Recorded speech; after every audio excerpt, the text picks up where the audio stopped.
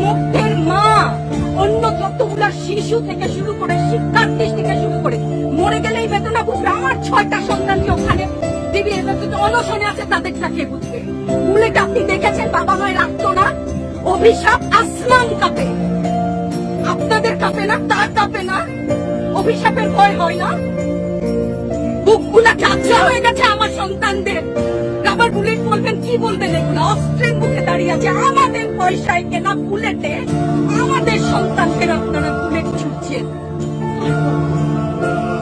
আর কত পুলিশ ভাইদেরকে বলি, ভেতরে তো আপনিও মানুষ, পুলিশ ভাই বলি না, ক্ষমা করবে, মুখ থেকে বার হয়ে গেছে। তাদের ঘরেও সন্তান আছে, তাদের খোলসের ভিতরেও মানুষ।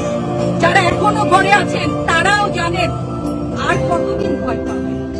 ভয়েই থাকে, একটা মারবেন 10টা আসবো, 10টা মারবেন লক্ষ আসবো। সারা দেশের মানুষ, মা বাপ সব একসাথে দাঁড়াবো। ওদের সন্তানকে মানুষ করার জন্য আমাদের কাছে, শিক্ষকদের কাছে পাঠিয়েছিল। কি জবাব দিব? আমার তো কোনো মুখ নাই, আমি শিক্ষক, আমার ভাষা নাই। তাদের কাছে হাত জোর করে মাপ চেয়ে নিরাপত্তা দিতে পারি নাই, নিরাপত্তা দিতে পারি নাই। মনে হয় রাস্তায় শহীদ হয়ে গেলে যদি এই লজ্জা আমার কিছুটা কাটে, ওদেরকে বলবার আমার কিছু নাই।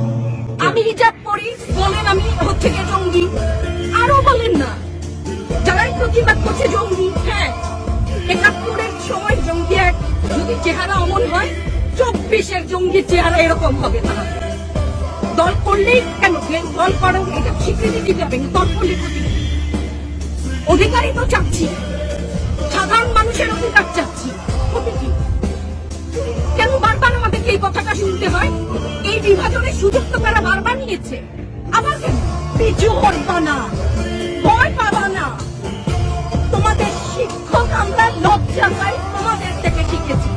তোমরা যেমন আছো আমরাও আছি। যতদিন না 9 দফা ওদের মানা হয় ততদিন না। কেউ নিরাপদ না তো, আপনি নিরাপদ। সংবাদ কর্মী আপনি কি আত্মসম্মান বিসর্জন দিয়ে বিভিন্ন নিউজ লেবুর বাম্পার কলম নিউজ করতে হচ্ছে না? আপনারও লজ্জা লাগছে না? আত্মীয় স্বজনের কাছে মুখ দেখাতে পারছেন না তো? আপনার হয়ে আমি লড়ছি।